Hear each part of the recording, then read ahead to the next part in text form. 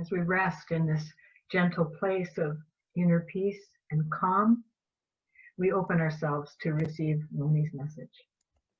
Now, Usko has loved Mony Dojeiji since she first came with her husband Alberto to share their amazing story of pilgrimage, specifically their walk from Rome to Jerusalem. And as an aside, I highly recommend Mony's book about that event, Walking for Peace. It's an incredible book. We all fell in love that day. And in the ensuing years, she's come back to us many times and shared with us her insight into the practice of Ho'oponopono, her study of A Course in Miracles, and love. Everything about Mony is love. She radiates it. And now, something she's only shared recently with the world is that for several years, she's been channeling, receiving and scribing messages from various wisdom teachers. And finally, this year, she felt guided to organize them into a book called Channeling.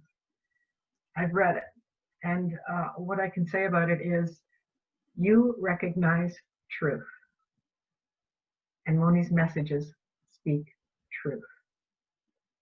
Now, sharing something so intimate with the world, I know required faith, and that's what Mony's here to speak with us about this morning.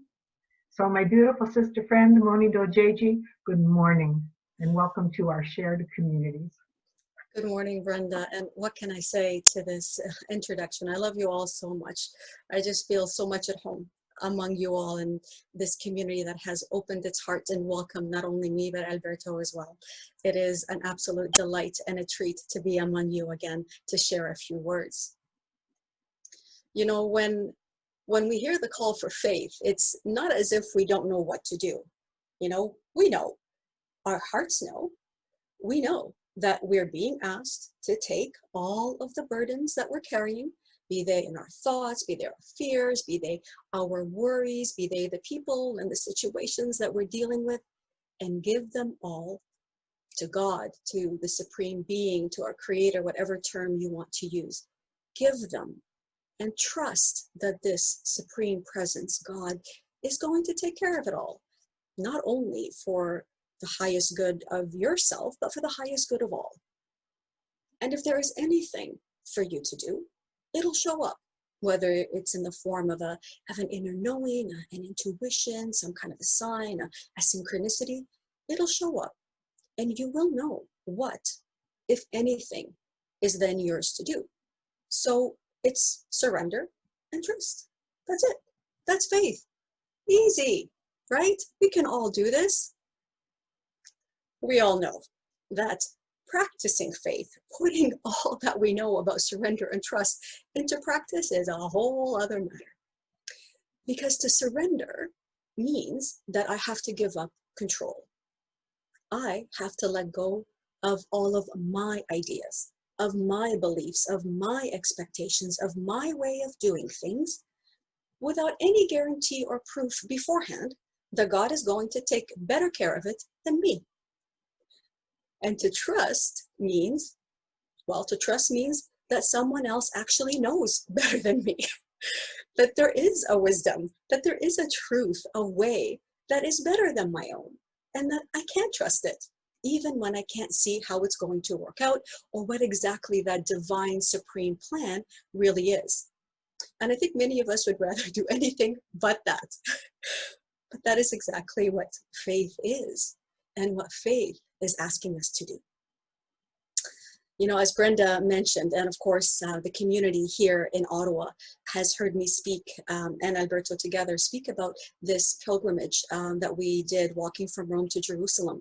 And truly that pilgrimage was an act of faith, because Alberto and I, we had nothing booked in advance. We didn't have any grand plans. There was no path that, you know, that was marked for us to walk.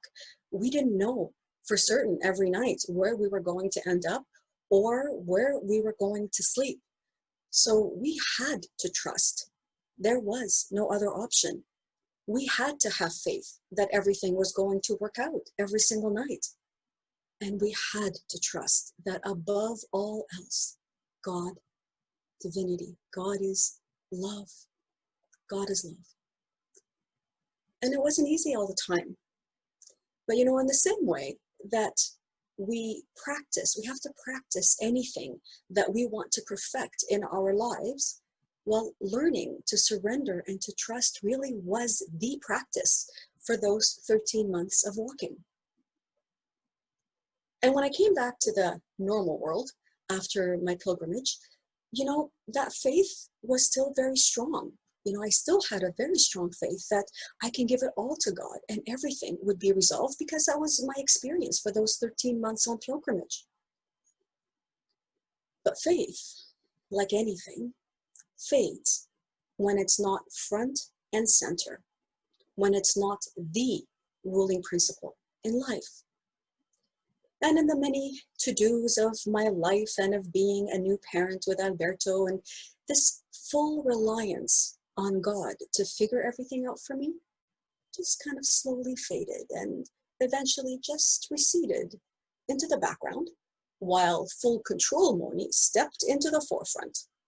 I'm sure you recognize maybe some of the elements of Mony, with all of her ideas and her plans and her to-do lists and her ways of doing things. Faith wasn't leading any longer, but it was something that I just tapped into and I used every once in a while when all of my own ideas and my ways failed. So faith became kind of the last resort. Oh yeah, give it to God. Remember God? Yeah. Brenda mentioned my writings and this channelings that I have been doing. Well, writing is something that I love to do. I've kept a regular diary for at least the last 30 years of my life. And writing is merely my way of trying to figure things out. I put everything down on paper, I get it all out of me, and then I reach for a spiritual book and maybe some oracle cards that I have, and I just ask for clarity and I ask for direction on what's happening in my life right now and how I can resolve the situation that I'm dealing with. This is really my way of working through any doubts or any questions that I may have. Well, one night, about 10 years ago, when we were still living in Spain, I was going through a very intense and very difficult situation with some people at my daughter's school. And I had just come home and I just finished, pouring out all of these problems, all of these dramas, all of the injustices from my point of view that were taking place, all the things that they were doing to me. So I wrote it all out. And I was about to reach for my oracle card, to ask for clarity and how to proceed with this situation, when a very clear thought came into my mind that said, pick up a pen. And it was a thought that wouldn't go away. It was very insistent. I wasn't hearing voices or anything. There was no one speaking to me, but there was just merely this clear, very direct thought to pick up the pen and to write rather than reach for a card. And so I did. The words just flowed through me like a river. My hands could barely keep up. The words were all over the page because I was trying to concentrate on the thoughts that were coming into my mind. And so, my eyes were half closed and I was sitting by candlelight. And so there wasn't a lot of light. And so the sentences were just kind of all over the place, going up and then going down and sometimes crossing into each other. It wasn't pretty. But the words, when I read them, the words were just outstanding, astounding, really. They were so filled with wisdom, with truth, with laser clarity, and so much love. I didn't know really where these words had come from, but I knew they did not come from me, from Mony. They weren't my words or my thoughts. But after that experience, I wanted to know more. And so began my 10-year journey, really, of channeling these words and wisdom from, I often didn't know who they were unless they specifically identified themselves. In fact, I was told repeatedly, forget about trying to name or to label this energy and this whole process. Because the moment you try to label it, that's a mind function. The earthly mind wants to say, oh, it is so-and-so teacher. Oh, it's so-and-so teaching. And right away, you're coming with your expectations and preconceived ideas of what that means. And so the message to me was, Only focus on feeling love in your heart. That's it. That was the message. Feel love. Surrender everything to that love. Surrender every thought. Surrender every fear, every doubt, every question. Surrender it all to the love that I was continually encouraged to feel in my heart. And allow that love that was there to shape itself, to mold itself into the words that I would then write. And trust that I can capture those words, that I can convert that energy of love into words, and to trust that that love knew what it was doing and what message it wanted to express through me. Have faith was the continual message. Have faith. Faith in God. Have faith in love. Faith that you're capturing these energies correctly. Faith that you are indeed worthy of scribing these loving words, no matter how you perceive yourself as unworthy and what you perceive as your many failings. Faith. Faith especially that you're worthy of all of this love that you are now receiving. Faith. And almost immediately with these channelings came another message. Actually, it was a directive more than a message. It was a clear directive to share these writings, to share this love that's encapsulated in words.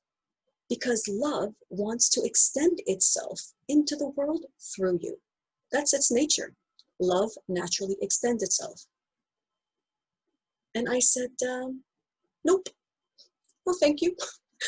Who am I? I mean, I'm not a spiritual teacher. I'm not a theologian. I'm not I don't have any degrees or studies in any of this stuff. And I kept making up all of these reasons why I couldn't do this. But really, what was it all? It was all fear. It was just plain fear, disguising itself in so many different excuses. What will people think? What are people going to say? Will they even understand it? How are people going to respond? Fear. It was all fear. And I would say that for the early years especially, I had more faith in fear than I did in love. But love is so patient, so forgiving, so loving, and so insistent, never giving up on me, continually coming to me saying, try again. It's okay. Try again. You can do it. Do it again. And so eventually, slowly, maybe begrudgingly, I started to share the teachings that I was receiving on my blog and on Facebook, but in the form of articles that I would write, but without ever mentioning that these were channelings. And you can imagine how I felt. I felt so guilty. I felt like a coward, really, betraying the love that was giving me everything, and me not having the courage to share it openly. Until one day, I just got tired of myself and that narrative, that story in my head, that fear just kept on playing.